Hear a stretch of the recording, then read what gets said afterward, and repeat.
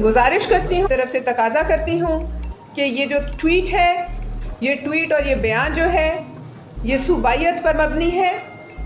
इससे सूबों के दरमियान नफरत पैदा करने की कोशिश की जा रही है। ये तासुर दिया जा रहा है कि खुदा न ख्वास्ता पंजाब किसी की जागीर है।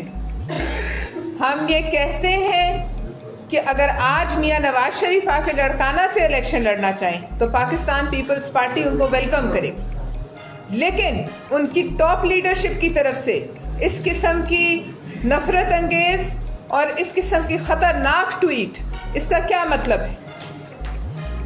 हम ये मुतालबा करते हैं कि इस ट्वीट का नोटिस लिया जाए, इलेक्शन कमीशन भी नोटिस ले और दीगर जो है हेट स्पीच के ज़ुमरे में आने वाली स्पीच को जो है इसका सख्त नोटिस लिया जाए कि इलेक्शन की आड़ में और इक़्तिदार की लालच में ये लोग किस हद तक जा सकते हैं।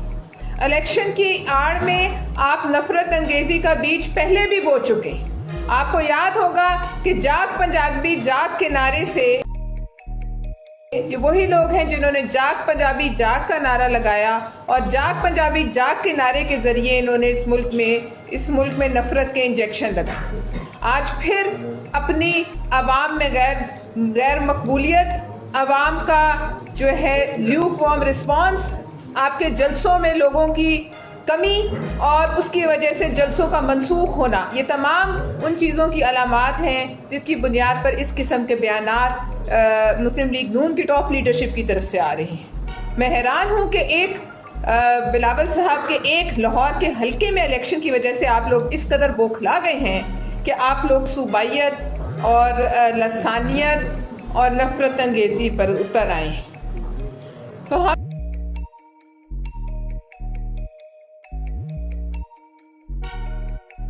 कि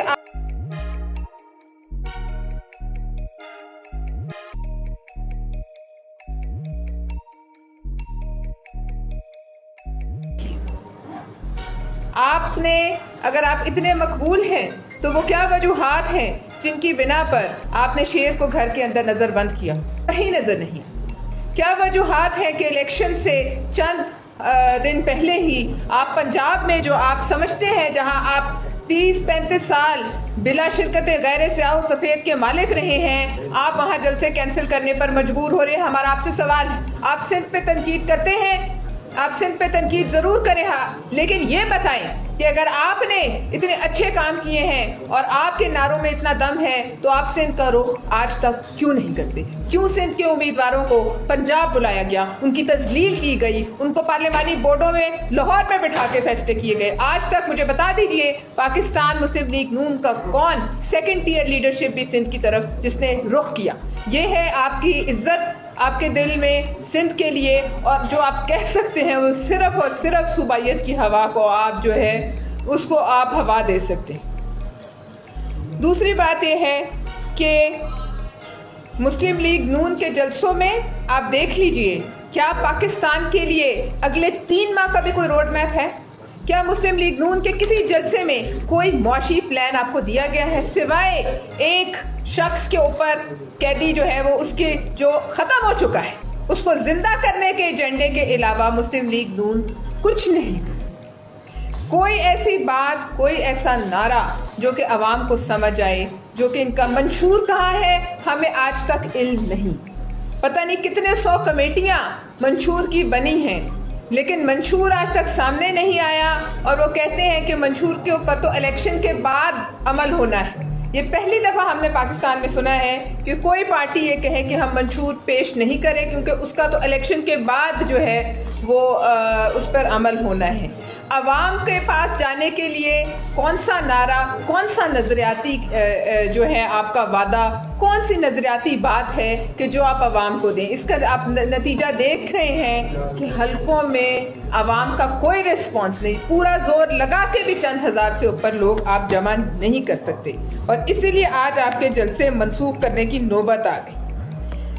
दूसरा हमें बताएं, आप कहते हैं कि मुझे ना निकालते तो बेरोजगारी ना होती। आप ये समझा दीजिए कि 16 माह जो आपके पास थे, जिसमें तमाम इम्पॉर्टेंट मिनिस्ट्रीज आपके पास थी, जिसमें इस मुल्क का मुआशी आपकी और मेरी जेब का, आपके और मेरे बच्चों के निवाले इनके हाथ में थे। मुझे बता दीजिए कि उसने इस अवाम के लिए कौन सी रोजगार पैदा की?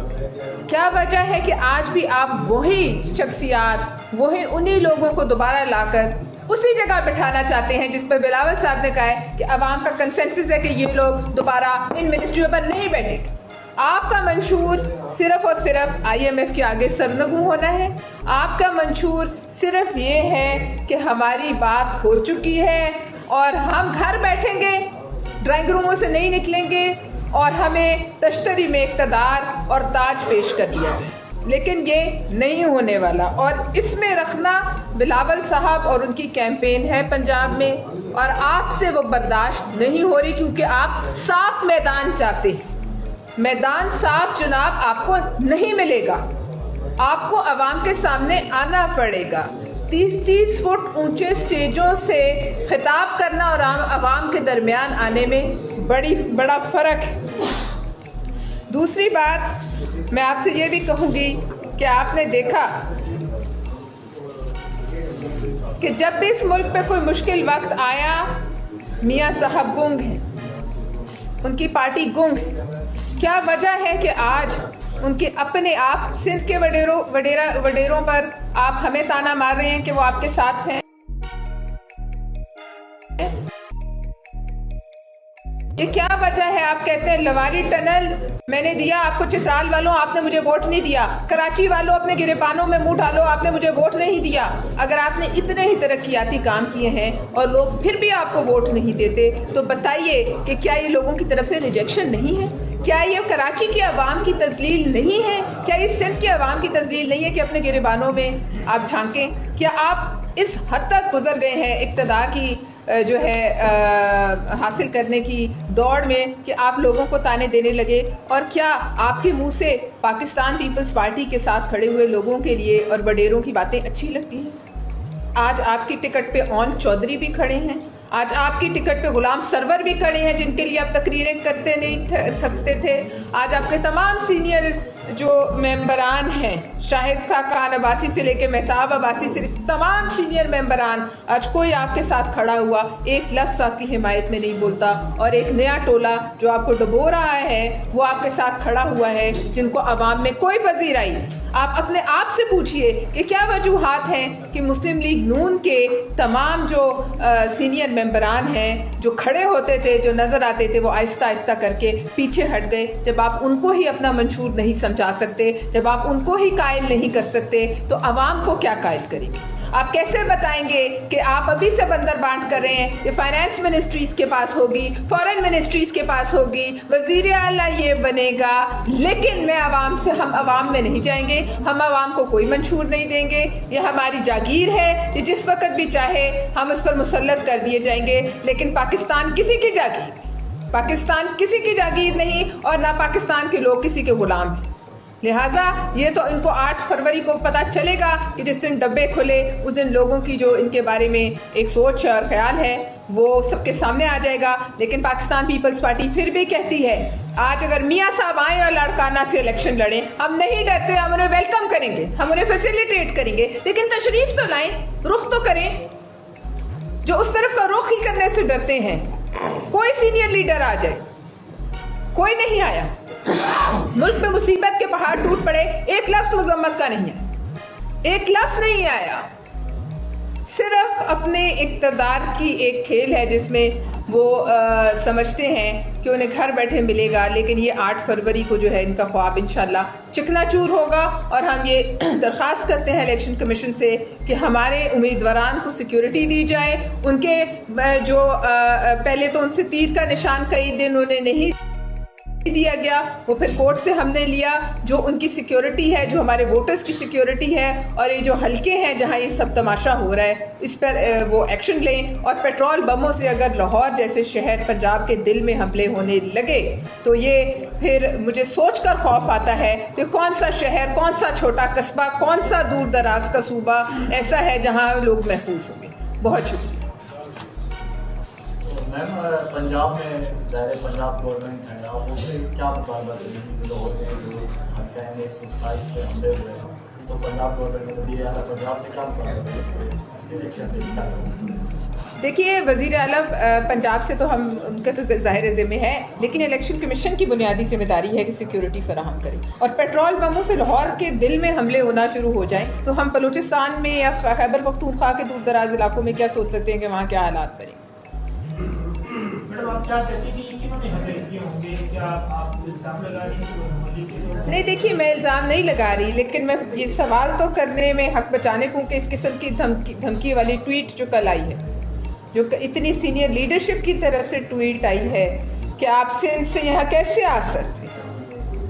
ये कौन है जो हमसे पूछते हैं क्या पाकिस्तान सबका नहीं है? मैम, आप नून लीग की तो सीनियर क़यादत को मुजाहिदीन कह रही है कि लाड़काना में आए। पिछले दिनों हमने देखा तहरीक इंसाफ के एक सादा से वर्कर हैं शेर अख्तर मरवत, जब वो कराची में गए थे तो उन्हें काफ़ी ज़्यादा मुश्किलात का सामना करना पड़ा। सड़कें रोक दी गई, कंटेनर लगा दिए गए, जो वर्कर थे उनका रास्ता रोका गया।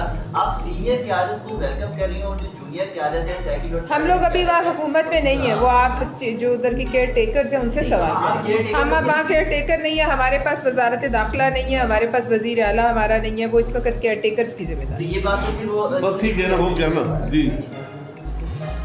अच्छा, ये कहेगा कि ये जो 10 मुकामी पीपल्स पार्टी का 10 मुकामी एजेंडा है, तो आप क्या समझते हैं कि आवाम के यही मसाइल हैं जो 10 मुकाम बिलावल में दिए हैं, या दीगर भी आप इसमें ऐड करेंगे? जब आप अगर आपको बिलावल को आवाम पीपल्स पार्टी को एतमाद देती है तो ये मंशूर आपका बढ़ेगा भी, और क्या आप माजी की तरफ से वादे होंगे या रिलीफ देंगे? देखिए, ये एक बुनियादी जो मसाइल हैं जिनकी फ़ौरन अशद ज़रूरत है हल होने की, ये वो हैं। इस मुल्क में किस वक्त कोई मसला सामने आ जाए उसका कुछ पता नहीं, उसके लिए क़यादत की ज़रूरत होती है। आपने देखा, हम सोच भी नहीं सकते थे कि एक अटैक पिछले दिनों पाकिस्तान पर हो गया। अब अल्लाह का शुक्र है वो डीएस्केलेट हो गया है, लेकिन ये तो वो बुनियादी मसाइल हैं जिनसे आम इंसान जिसका शिकार है।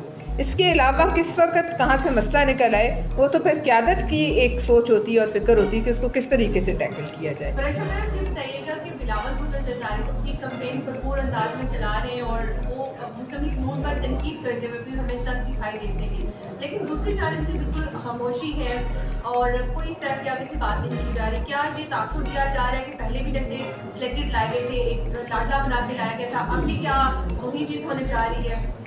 आपको शक है? मुझे हम सबको नजर आ रहा है, जो चीजें नजर आ रही हैं उससे हम कैसे आंखें बंद करें।